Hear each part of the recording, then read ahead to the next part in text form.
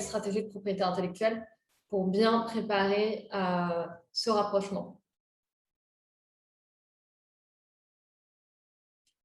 Alors, l'ADN de notre cabinet, c'est de vous protéger autant dans le monde virtuel que dans le monde réel.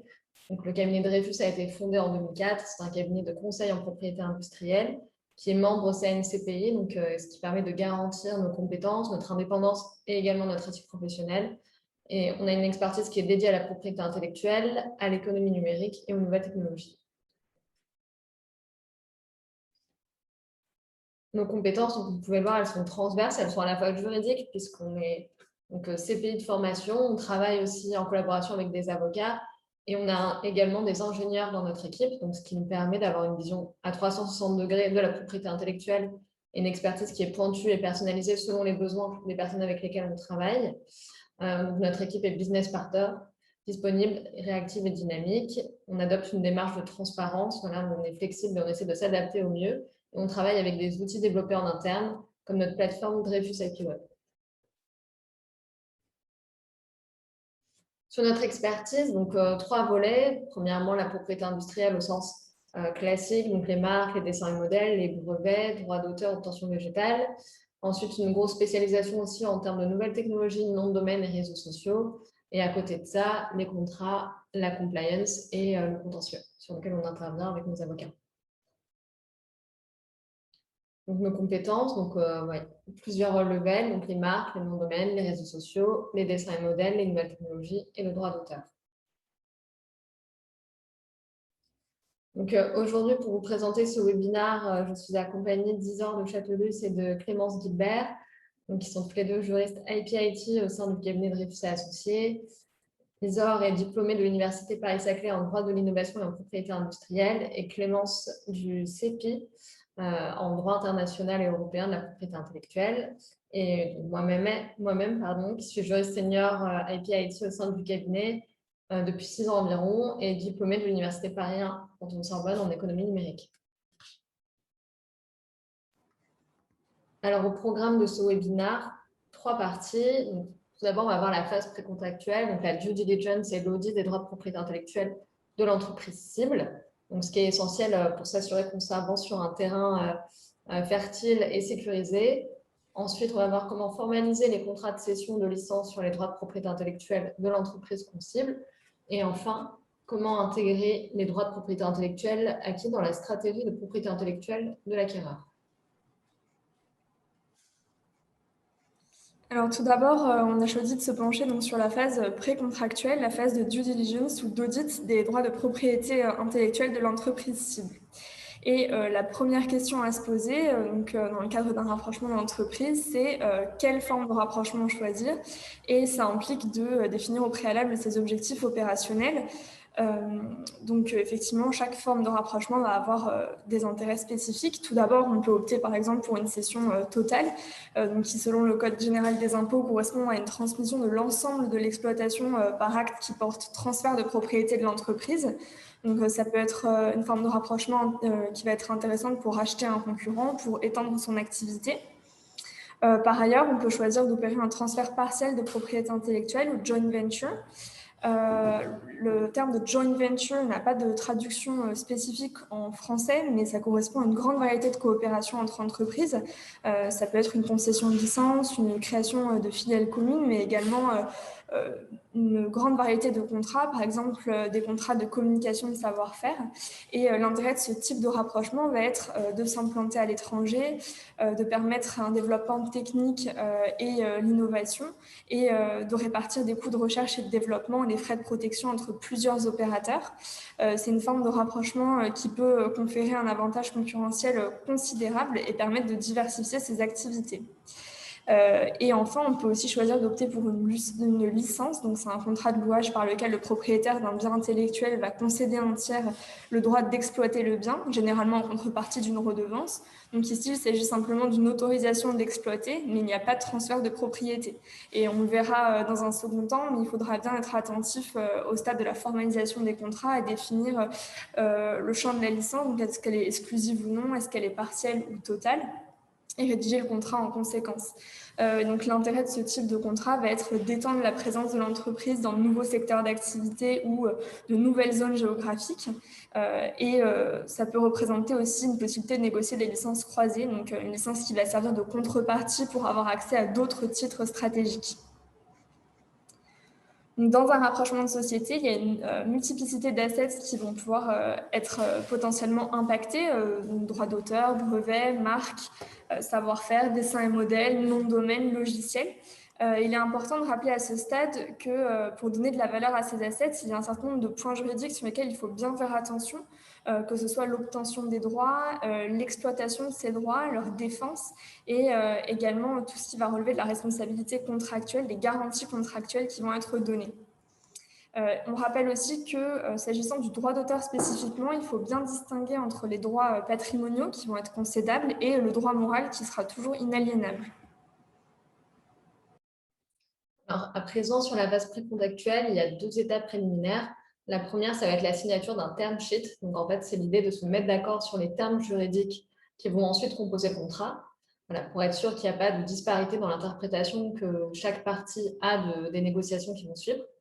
Et ensuite, conclure un accord de confidentialité bilatérale pour toutes les négociations à venir, afin de s'assurer que toutes les informations qui sont divulguées dans le cadre de la négociation sont quand même bien protégées par la confidentialité et ne seront pas révélées.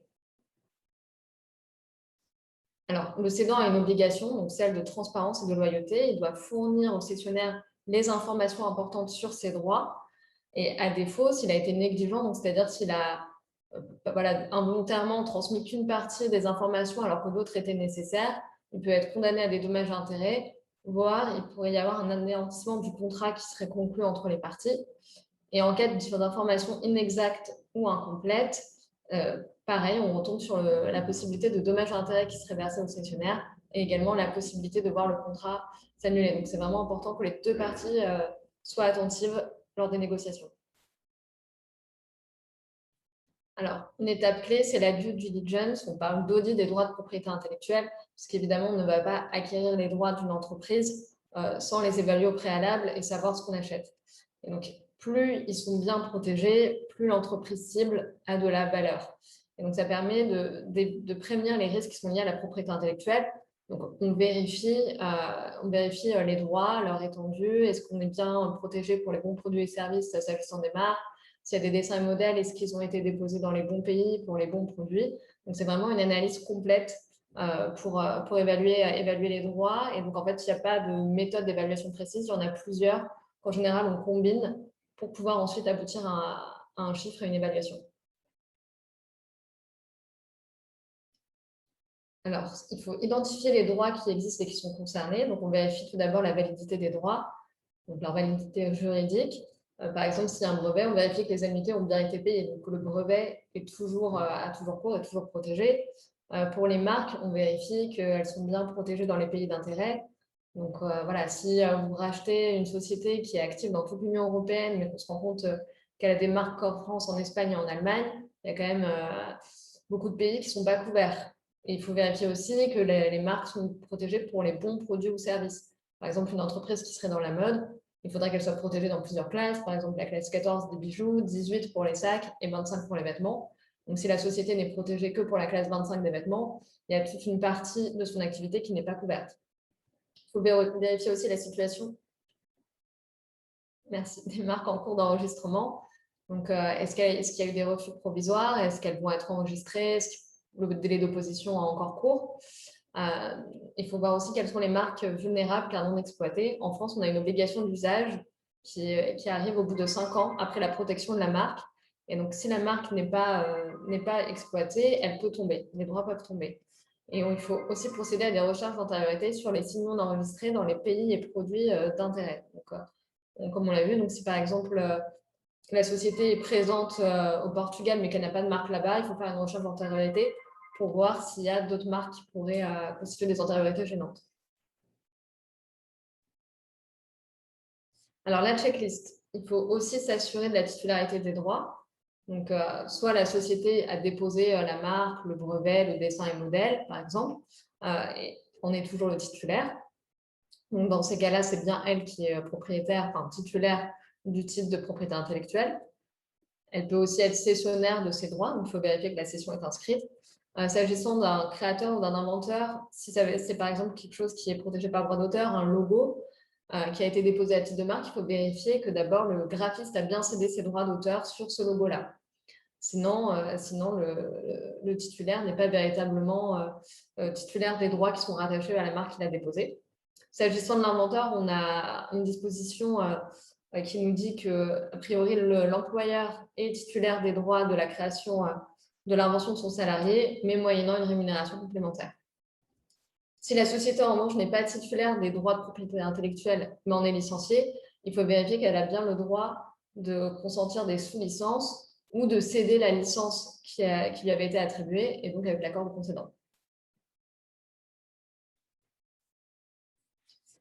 Ensuite, il faut connaître l'étendue des droits concernés, donc vérifier que la cible est protégée dans les piliers d'intérêt. C'est l'exemple que vous avez donné sur l'Union européenne.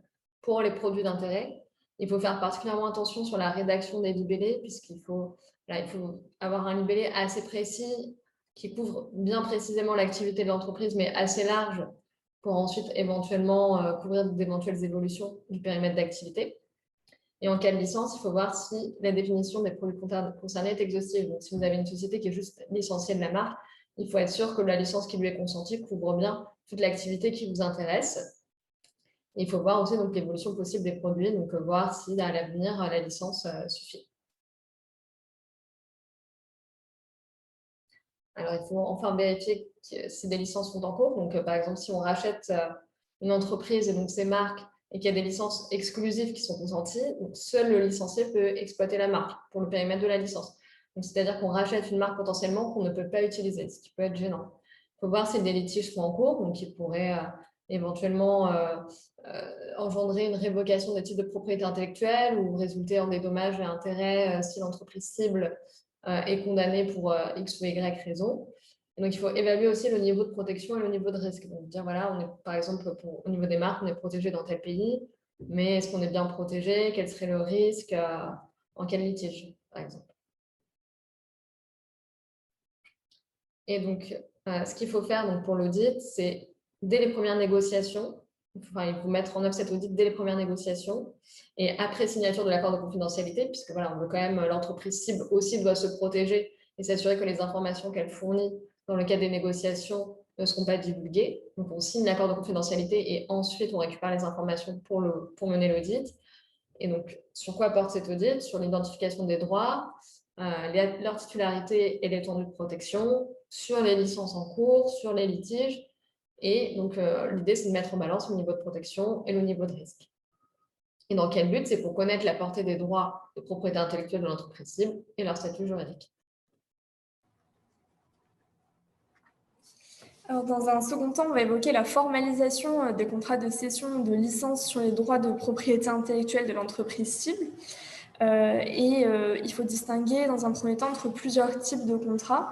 Donc, selon les projets, on va pouvoir avoir recours à des cessions ou à des licences portant sur les droits de propriété intellectuelle, sachant qu'on rappelle que la cession va opérer un transfert de propriété des droits de propriété intellectuelle à un acquéreur, alors que la licence correspond à un contrat de louage par lequel le propriétaire d'un bien intellectuel va concéder à un tiers un droit d'exploitation en contrepartie généralement d'une redevance, mais il n'y a pas de transfert de propriété. Et sur ce type de contrat, il va y avoir plusieurs points d'attention sur lesquels il convient de s'attarder. Tout d'abord, au niveau du contrat de cession, donc, le contrat va concerner principalement les acquisitions ou les transferts de la société cible. Et il y a plusieurs éléments auxquels il faut bien penser. D'abord, bien identifier les territoires ainsi que les produits et services qui seront couverts par la cession, c'est-à-dire préciser si la cession sera totale ou partielle.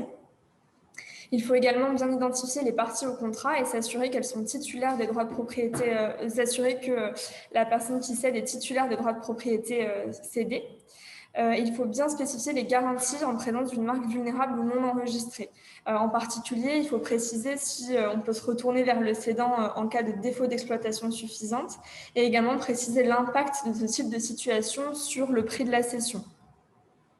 Par ailleurs, il est important de sécuriser le droit pour le cessionnaire de déposer les droits de propriété intellectuelle pour des produits ou services autres pour des produits non couverts par le contrat de cession. Pardon. Et enfin, il faut bien penser à inscrire cette cession auprès des offices nationaux concernés pour pouvoir agir en défense des droits de propriété intellectuelle contre des tiers. Et on note par ailleurs qu'il y a un formalisme particulier des cessions en droit d'auteur, qui est prévu à l'article L131-3 du Code de la propriété intellectuelle. Et donc en particulier, chacun des droits cédés doit faire l'objet d'une mention distincte et le domaine d'exploitation des droits cédés doit bien être délimité quant à son étendue, sa destination, au lieu et à la durée. Alors maintenant, on va voir certains points d'attention dans un contrat de licence. Alors tout d'abord, ce contrat va concerner des partenariats ou bien des joint ventures. Et ici encore, il faut bien identifier les territoires et les produits et les services qui sont couverts par la licence, c'est-à-dire définir s'il s'agit soit d'une licence totale, soit d'une licence partielle. Il faut aussi également identifier les différentes parties au contrat et parce qu'il est en fait impératif de vérifier la titularité du concédant et des droits qui sont couverts par la licence. Et dans ce type de contrat, il est absolument crucial de préciser si cette licence est exclusive ou non exclusive parce qu'en l'absence d'une telle clause, eh bien, c'est l'exclusivité qui s'impose au concédant. Alors, il faut aussi déterminer l'objet du contrat, ce qui implique de préciser forcément les droits concernés en annexe avec les statuts à jour de ces droits. Et on déterminera aussi les responsabilités du concédant et du licencié pour des produits finis. Et on a encore deux autres points importants, notamment il faut bien penser à spécifier les garanties en présence d'une marque vulnérable ou non enregistrée. Il peut être intéressant de concéder une licence avec l'obligation d'exploiter pour ne pas rendre les droits vulnérables. Et puis, il convient d'indiquer qui est le gestionnaire de ces droits et qui défend les marques. Et enfin, dernier point, comme pour la cession, eh bien, il faut bien inscrire la licence exclusive auprès des offices nationaux pour pouvoir agir en défense des droits de propriété intellectuelle contre des tiers. Alors, en résumé, ce qu'il faut retenir sur la formalisation des contrats dans le cadre d'un rapprochement d'entreprise, eh bien, c'est qu'en cas de cession, comme en cas de licence, il faut surtout toujours vérifier que le cédant a bien les droits sur les droits de propriété intellectuelle qui sont couverts par le contrat. Et puis, il faut aussi vérifier que ces droits de propriété intellectuelle couverts sont bien identifiés avec un statut à jour. Et ce statut à jour sera un des éléments qui aura préalablement été vérifié lors de l'audit. Alors maintenant, on va s'attaquer à l'intégration des droits de propriété intellectuelle qui ont été acquis dans la stratégie de propriété intellectuelle de l'acquéreur. Alors, une fois que le contrat est conclu et que le rapprochement est opéré, eh bien, il y a diverses options qui s'ouvrent pour l'intégration juridique et opérationnelle des droits cédés. Concernant tout d'abord l'intégration juridique des droits de propriété intellectuelle acquis, il convient notamment de réfléchir à la gestion de ces droits de propriété intellectuelle acquis. Il est notamment important de déterminer l'impact de cette intégration de droits sur la stratégie globale. Il est aussi possible d'opter pour une gestion globalisée des droits de propriété intellectuelle qui ont été acquis, ou bien au contraire considérer que cette gestion doit rester dans les filiales locales. Alors à ce stade, il est également intéressant de renforcer les droits existants par de nouveaux dépôts s'agissant de droits absents du due diligence ou de droits identifiés comme étant vulnérables. Et puis, il est important aussi de bien choisir ses outils de gestion. Alors, chez Dreyfus, nous, on a développé notre propre plateforme en ligne, qui est la plateforme Dreyfus IP Web. Vous avez une capture d'écran. Et cette plateforme permet en fait à nos clients de recevoir des alertes de surveillance, d'avoir accès notamment à leurs dossiers en ligne et de gérer leur portefeuille de droits via cette plateforme. Et si vous souhaitez en savoir plus, évidemment, on organise des démonstrations personnalisées qui durent une quinzaine de minutes. Et puis voilà, après avoir identifié, après qu'on ait identifié le niveau de protection des actifs de propriété intellectuelle et le niveau de risque au cours de l'audit, eh bien, il faut mettre en place un processus de gestion de risque pour prévenir les éventuels risques de conformité qui pourraient être liés à la propriété intellectuelle. Alors, on remarque notamment que les fraudes sont plus nombreuses aujourd'hui, elles sont plus rapides, plus complexes sur Internet, et puis les exigences de conformité ont augmenté ces dernières années en matière de sécurité du consommateur. Je peux notamment toute la régulation est prévue notamment par le RGPD et puis par la loi Sapin 2. On a aussi une augmentation des exigences de conformité en matière de protection des données personnelles. Donc ça, c'est le RGPD. Et puis, il est crucial de prévenir aussi les risques auxquels sont exposées les entreprises et puis également leurs dirigeants. Comme risque, par exemple, on a l'atteinte à l'image et à la réputation de l'entreprise, la mise en danger du consommateur, la perte de chiffre d'affaires en cas de fraude, ou bien encore la responsabilité civile et pénale des dirigeants, ou encore la mise en cause de l'existence de la société, notamment par des ransomware, et puis, ou alors des manipulations du cours de l'action. Alors, concernant l'intégration opérationnelle des droits de propriété intellectuelle acquis, eh bien, il va être important de prévoir des outils informatiques pour faciliter la migration de données et puis l'intégration de nouveaux droits. Alors là, on a plusieurs options d'intégration qui vont être possibles. En fait, soit on va organiser une coexistence opérationnelle des marques, soit on va prévoir une substitution des marques, soit on va définir parmi toutes ces marques une marque principale et puis des marques ombrelles qui bénéficieront de la notoriété et de la réputation de la marque principale. Et puis, il est aussi possible de mettre en place des marques régionales, c'est-à-dire de jouer sur une marque comme un instrument de marketing qui s'appuie sur un sentiment d'attachement culturel. Donc, en résumé, pour avoir une stratégie de propriété intellectuelle harmonisée, eh bien, il y a 2 points. Le premier, c'est qu'au niveau de l'intégration juridique des droits acquis, il convient d'avoir une vision globale des droits qui existent par un outil global. Et puis, au niveau de l'intégration opérationnelle de ces droits, eh bien, il est important de mettre l'accent sur le teamwork entre les services corporate, le service opérationnel, communication, marketing et juridique. On vous remercie pour votre attention. Merci Isor et Clémence pour tous ces éclairages. Si vous avez des questions, n'hésitez pas à nous contacter, donc, soit par téléphone, soit par email à contact@dreyfus.fr. Et voilà, comme ça, on pourra répondre de manière personnalisée à vos questions. Merci et bon après-midi.